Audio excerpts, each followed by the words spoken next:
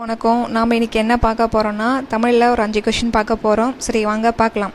பொருத்தமான இணையை தேர்வு செய்க அப்படின்னு சொல்லியிருக்காங்க. ஸோ பொருத்தமான இணையை தேர்க. ஸோ ஃபஸ்ட்டே எடுத்தோடனே கொஷினை நல்லா படிக்கணும். ஓகே.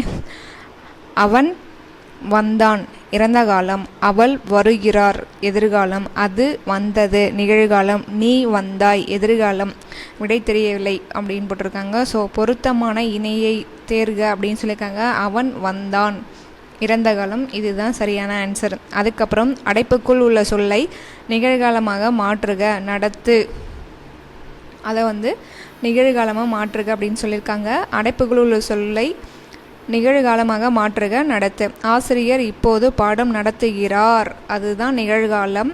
அடுத்தது ஆசிரியர் நேற்று பாடம் நடத்துகிறார், ஆசிரியர் நாளை பாடம் நடத்துகிறார், ஆசிரியர் நாளை பாடம் நடத்தினார், அதெல்லாம் இது நிகழ்காலம் கிடையாது. நடத்துகிறார், அதுதான் நிகழ்காலம்.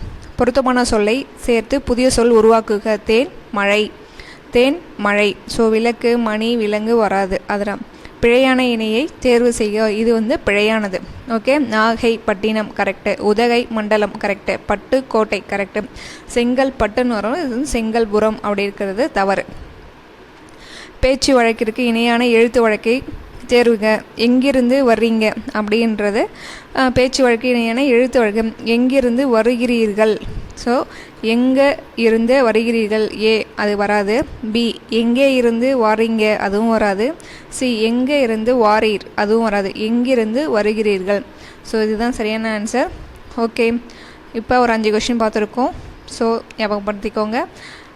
சப்ஸ்கிரைப் பண்ணுங்கள், லைக் பண்ணுங்கள், ஷேர் பண்ணுங்கள். தேங்க்யூ.